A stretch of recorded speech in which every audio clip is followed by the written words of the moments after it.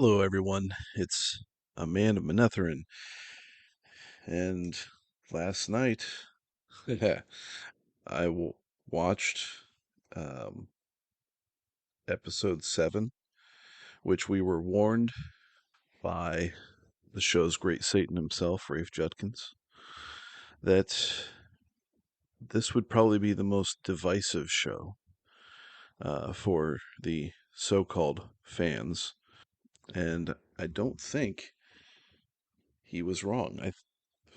Who knew that the man could actually be telling the truth at any given point? This show was an absolute dumpster fire of boredom. I mean, it took about maybe 10 minutes for me to start looking at my clock and wonder when this thing's going to end, and really sad that I still had 50 minutes to go.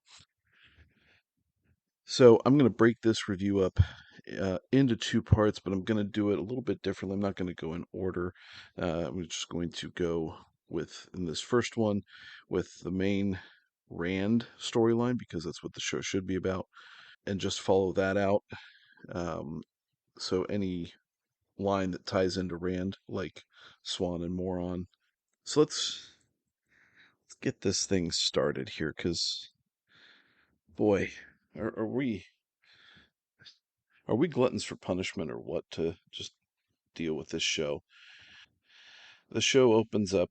We knew it was going to happen. It's the big flashback scene back to the White Tower, where we have de-aged Moron playing around with de-aged um, Swanson Dinner, and they're all just happy-go-lucky individuals for various reasons. They're going to go to Carrion and meet the parents, yada yada yada. Again, this is all emotional journey type crap to get us invested in the characters. It fails miserably. Um, it's just bad. It's not even a viable relationship. So then they walk by Guitarra Sadai's chamber, where she is standing in the middle of the room and drinking tea or something. She tells the girls to come in. She's blind. They bow regardless, and then she has a foretelling of Rand being born on the steps of Dragon Mountain. We get flashback scenes to the Blood Snow scene, which was one of the worst scenes in television history, despite what anybody else says. Pregnant women do not fight like that, period. It's not the Mario mushroom that the show wants you to think that it is. Anyway, so she has the foretelling, and and all the plans that Swan and Moron were making are being dashed before their very ears. She tells them to go find the child and protect it, which is really interesting because the initial script was Guitar telling them to find the child and kill him. So, anyway, yada yada yada, Guitar dies, and then we have the end of the open. And oh, it's just this emotional thing for those two to deal with. I could give a shit. Anyway, so the scene now cuts to uh, Swanson Dinner talking with Liana and Moron in her makeshift portable throne room. Everybody's overdressed except for, well, even Moron's overdressed. I don't know what Liana's wearing. We've got the peacock on Swan. I'll just start calling her Peacock. That'll be better. So Peacock dismisses Liana so she can talk to the Moron, and Peacock is pissed off at Moron for not telling her through 6 months of letters that she was stilled, and Moron is just deflecting, and how could she tell, whatever. But now this is the debate turns to a debate about Rand, and she now wants to meet Rand. All the emotional stuff leading up to that point is stupid. It's meaningless. She, touching her face, yada yada yada. But now it's time to meet Rand. So now we cut to Lan and Rand. Lan is giving him instruction on how to meet with Peacock. And this is again book familiar stuff. It's not earned because Lan hasn't been a part of Rand's life for 6 months and was really honestly barely a part of it last season outside of just guiding them places. Also lecturing Rand not to be selfish. Um, this this is Lan who's only been Moron's bootlicker for the entire series. And whenever anything else has come to get in the way of that, he's chosen his own selfish path of being her bootlicker. So, yeah, that's a great lesson. Rand's not going to buy it, but Rand just basically calls him out on it. It's like Maureen tell you to do this. I think it's what he said, and that's when he just kind of stares at Rand and then says, "There's only one rule for as a man." The context isn't there for this line, so why are we putting this in? And I guarantee you the reason why they're putting that in this scene is because people who are fans of the books and want Lan to be stoic and want Lan to actually be a man were pissed off that it wasn't in the first season, so they're going to just throw it in here. That's it. Okay. So, bite me. Now, he asks Rand for a sword. Rand shows a move, and Rand's like, "Ooh, wow, you've been trained in the sword."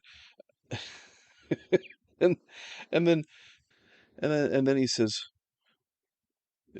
to use cat crosses the courtyard and gives a little bit of wording of how the motion should be, a little bit, not much, but this is the extent of Rand being trained by Lan. Right there, just words, no actual physical sparring or training. So, wow, really bang up job there. And then he heads off to meet Swan, and they have just kind of like this staring contest where they're saying nothing to each other. And Peacock then starts to question him or is about to start questioning him and says that we need to just be truthful with each other. And that would be nice if anyone in this show was actually honest with one another, aside from Lanfear. But it's Dias de Mar, people. The name of the episode. It's it has no meaning to what the episode's about, but I guess this is a political back and forth here.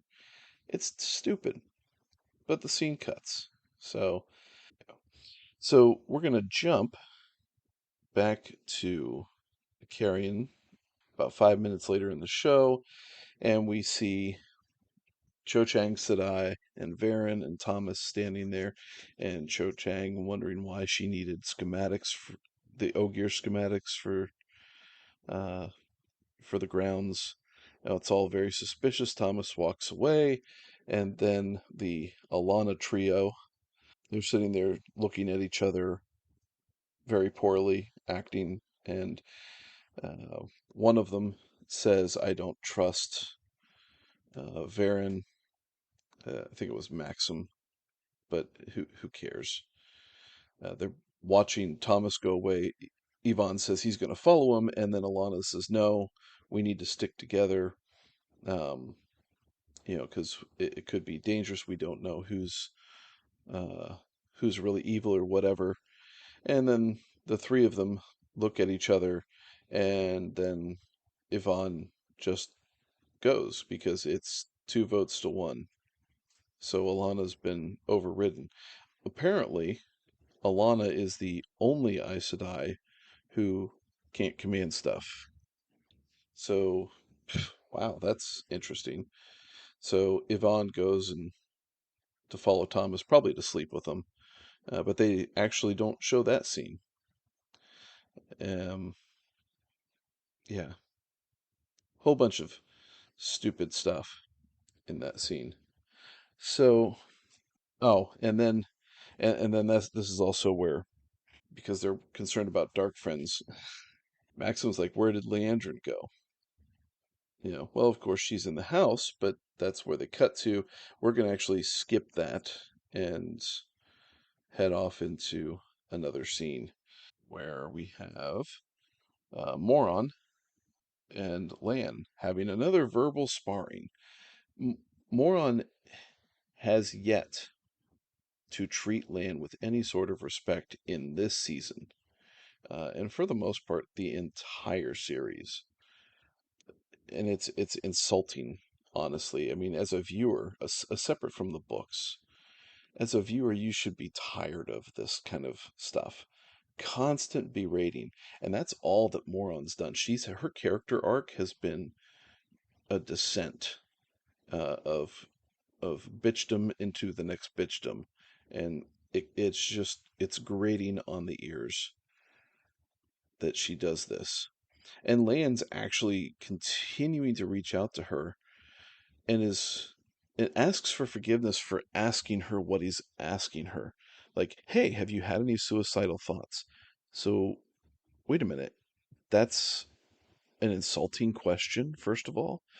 Second, in the context of what happens when someone is separated from the source, like Logain, it's a logical question.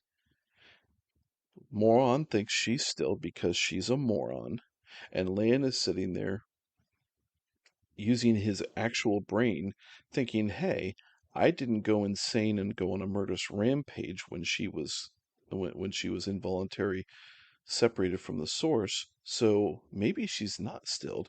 Maybe she's just sealed off. Because that's what they're setting up with this scene. And he's asking her about it, but he doesn't tell her why. So he's not being upfront with her because it's got to be a reveal later.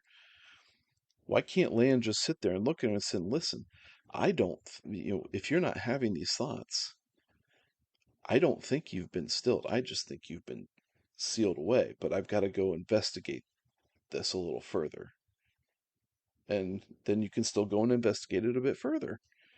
It's so easy to write about. You don't have to sit there and have this reveal. Every single thing doesn't have to be this, wow, oh, this is so amazeballs.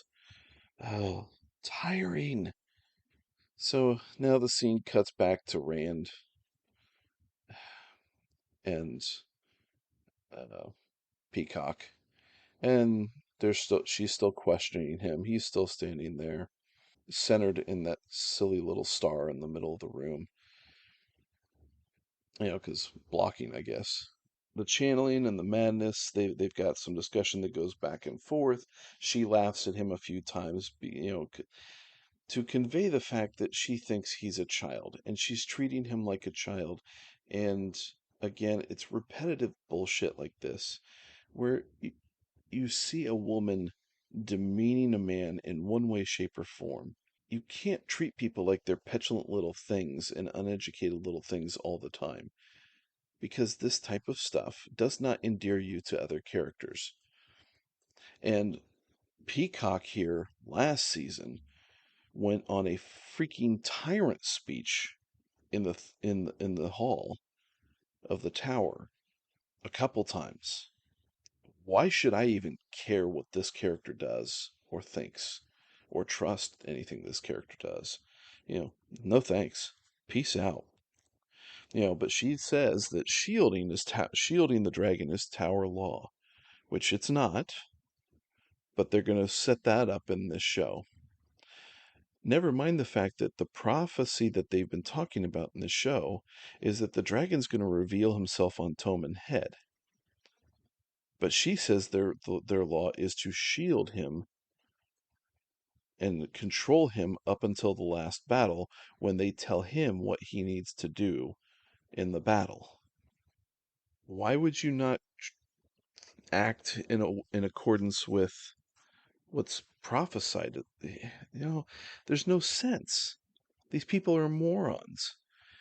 And so Rand is like, "Oh, you're going to shield me." Because, well, that's just what she said.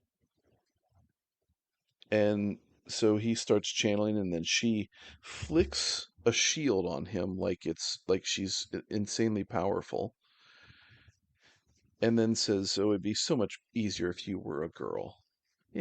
Okay, screw off. This is crap.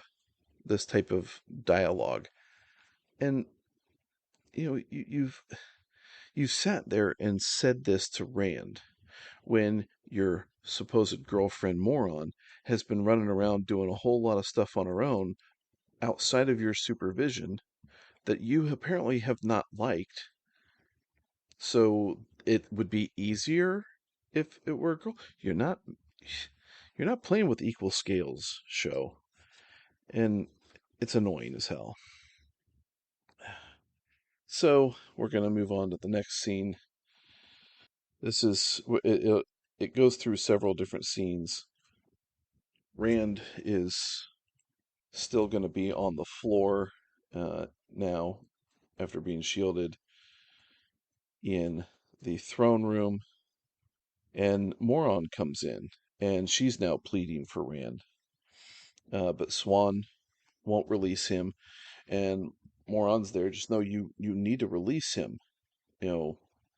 And Swan gives her grand revelation now. These Aes Sedai know the prophecy.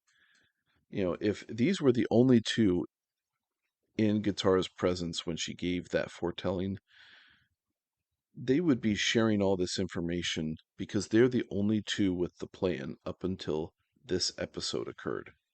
And her big plan now, instead of doing it Moron's way, is to now announce him the next day in Carrion. Really? Around 14 other sisters who were going to now, at this point, instead of preparing him to protect him against this type of publicity and all these powerful Aes Sedai wanting to come in and immediately gentle him, this is her plan. Little Swan, or Peacock, is going to defend Rand from potentially 14 other Aes Sedai that want to gentle him. And she thinks she can do it, and Moron calls her out on it. Oh man.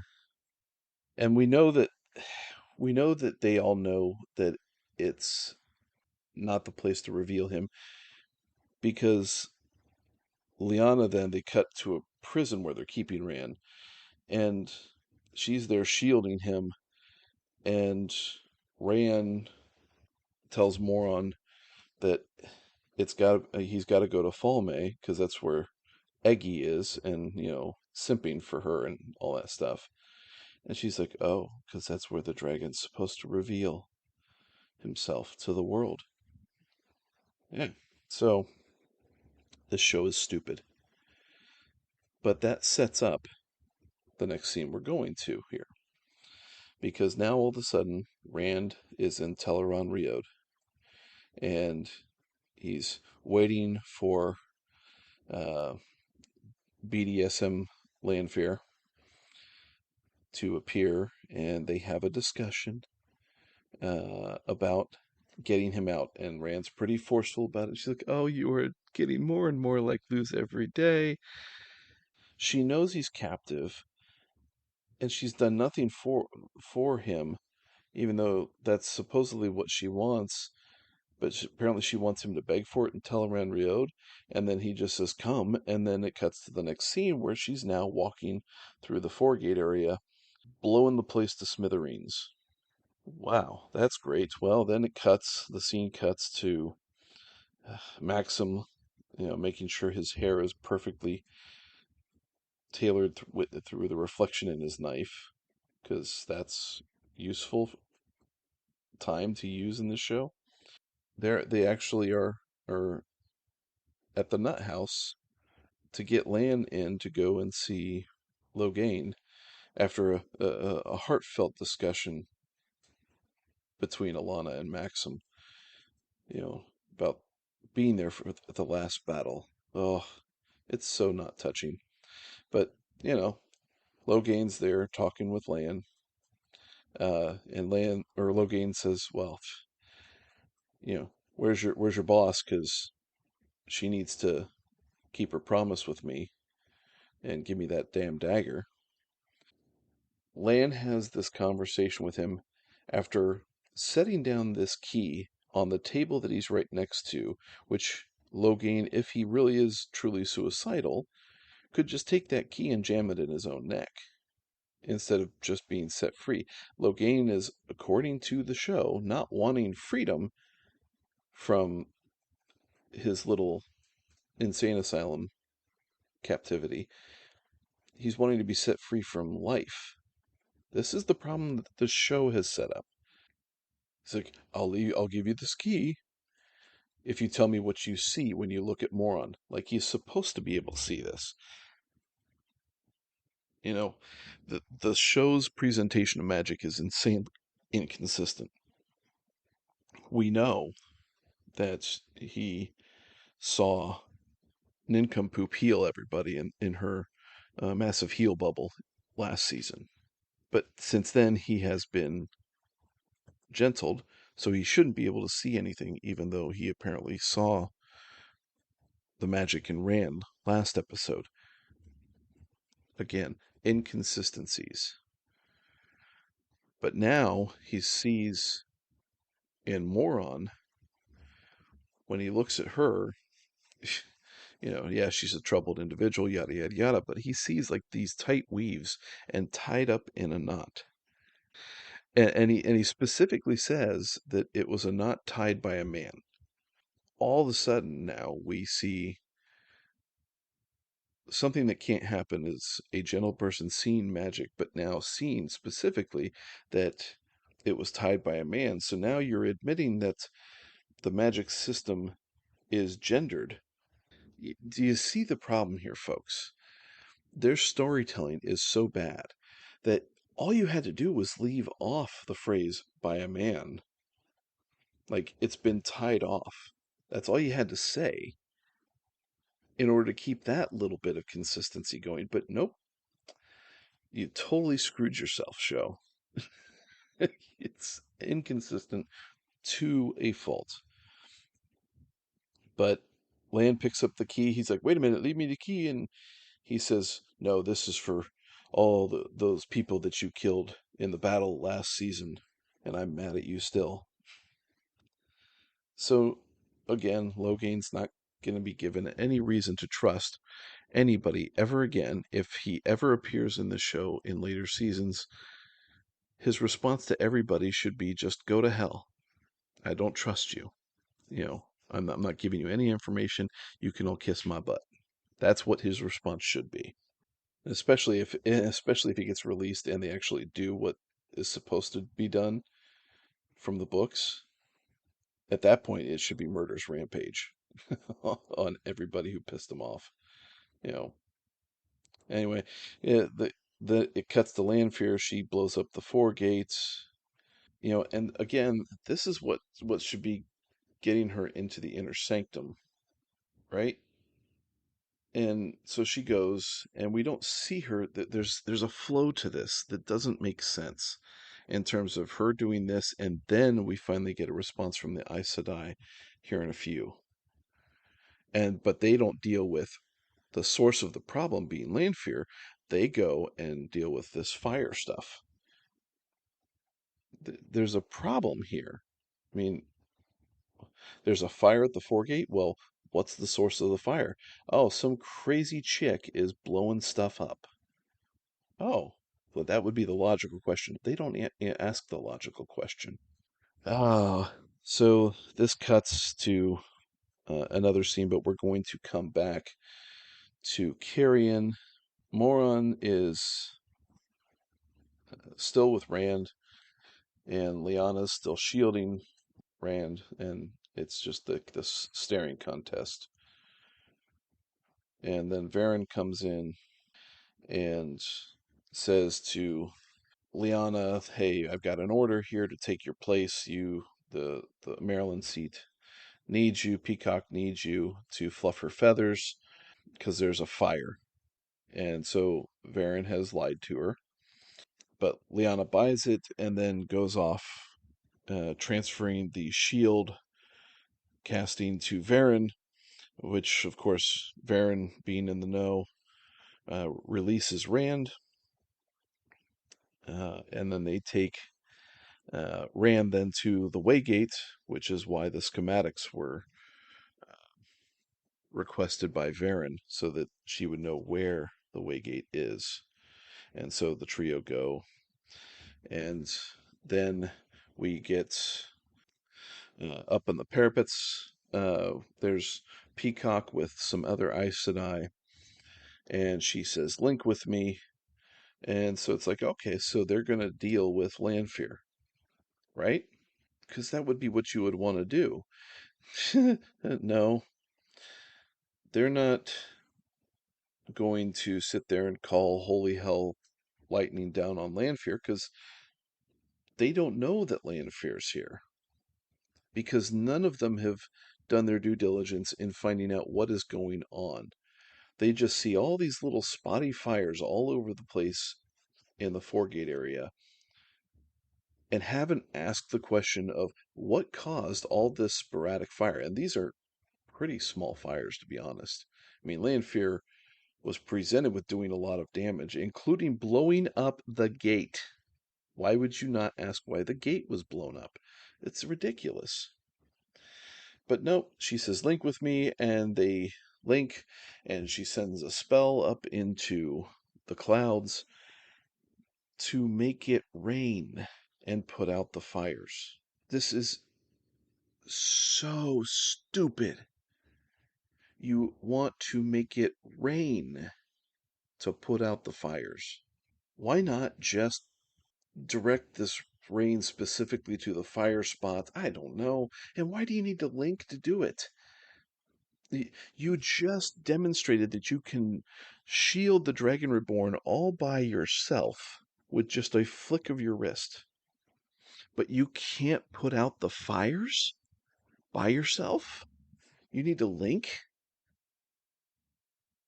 This is weak sauce. And Lyanna comes in, says, "I'm here to help." And she says, "Why aren't you guarding Rand?"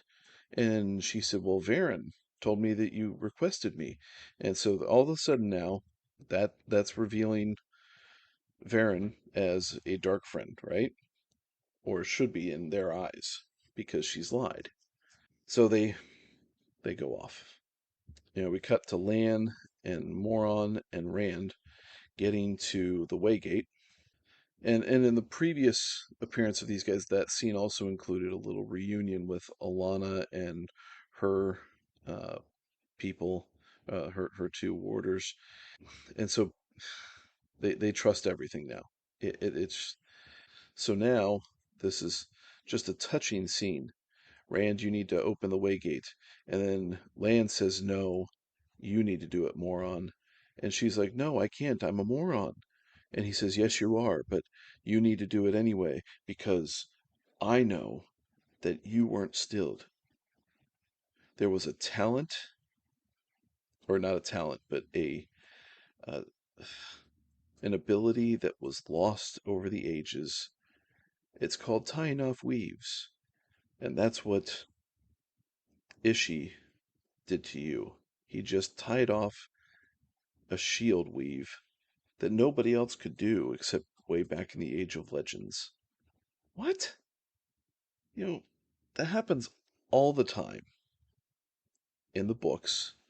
Whether or not it happens in the show, I could care less. It doesn't make sense that something so simple could be something that only a super powerful Forsaken could do. That's dumb. You are so Just as dumb. dumb You are really as dumb. thinking For Swan can real. only put out small little fires by linking with a bunch of other Aes Sedai, even though she has shielded the Dragon Reborn. who has cast magic that impressed Logain last episode, right?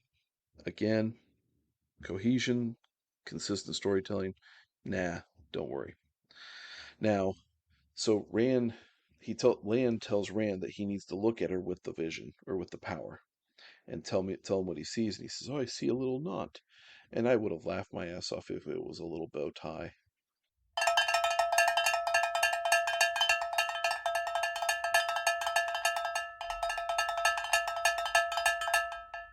or something. It just would have been funny, and it would have made my estimation of this episode go up. But he sees this, and Rand says, "You don't have the skill to untie it, so you're just going to have to cut it." What? One, how does Lan know this? But even more importantly, no one asks, can Lan know this? And that answer is no. Let me say it again. No. But it doesn't matter. Rand sees it, he goes in and cuts it open, and she's, "Oh, I can feel it. Oh, this is so wonderful." She thanks Rand, gives a half hearted thank you to Lan, to which Lan looks at her and apologizes again for not doing his duty.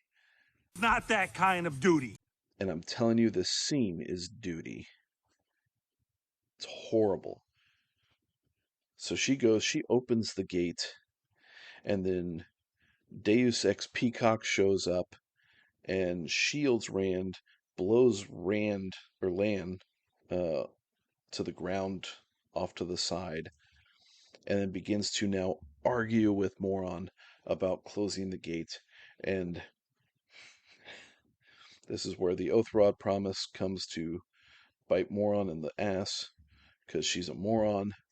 Peacock orders her through her Oath Rod promise to close the gate, and in more dramatic overacting, Moron turns around dramatically and closes the gate. But it's also emotional and all this stuff because now there's a rift between the two that was set up at the beginning of the episode, that, oh, they were just so together and you just felt nothing for them. And so this emotional bond that you felt nothing for as a viewer should carry forward into this point in the episode and mean oh so little. Oh wait, no, it doesn't mean little anything. Yeah, that's right. So anyway, now all of a sudden Lanfear appears, and Peacock spreads her feathers.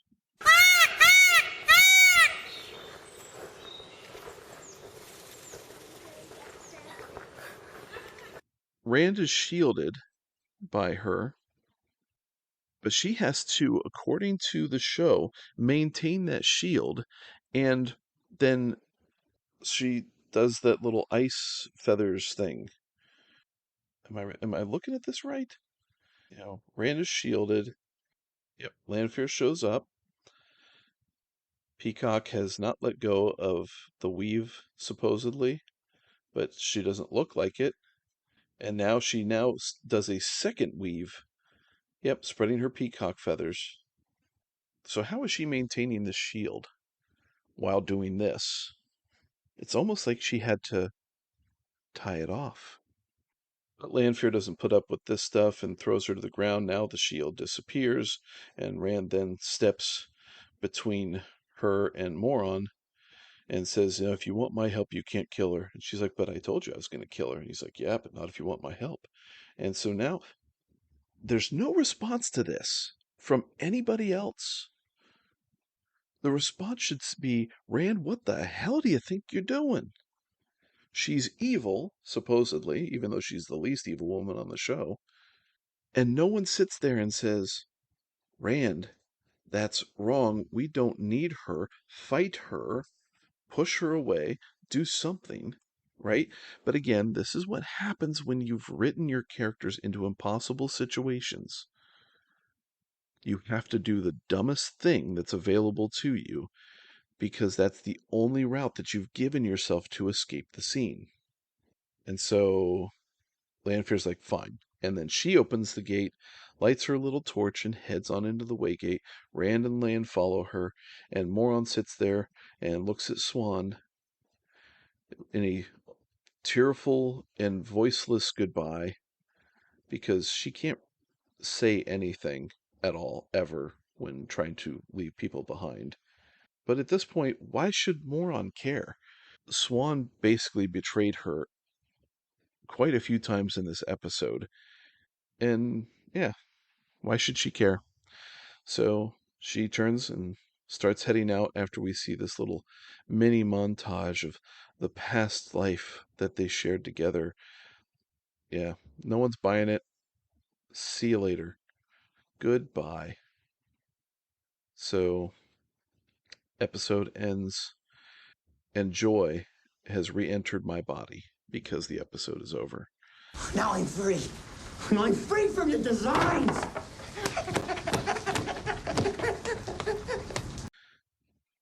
This show has so many problems. It is really bad storytelling, and its editing is jarring to the point where when you're trying to make sense of this episode to sit there and look at chronological events, it just doesn't happen in a cohesive way. So, that and all the book lore that they destroy, well, forget about it, right? So, anyway, that's part one of my review, just the Lan or the Rand point of view, the Rand scenes. So, let me know what you thought. I'm going to go back episode or part two of this review, then we'll focus on everything else and we'll see where we get with that. So let me know what you thought in the comments below. What did you think of this episode? Were there things that I missed out of this portion that you thought were even more egregious? I'd love to know. Did you like any of this? I don't know how you could, but I know there are folks like you out there. And okay, you know, that's fine. We won't see eye to eye, and that's all right. So, like I said, let me know what you thought, and we'll see you for part two of this review. Chigar Navran, Taishar Manetherin.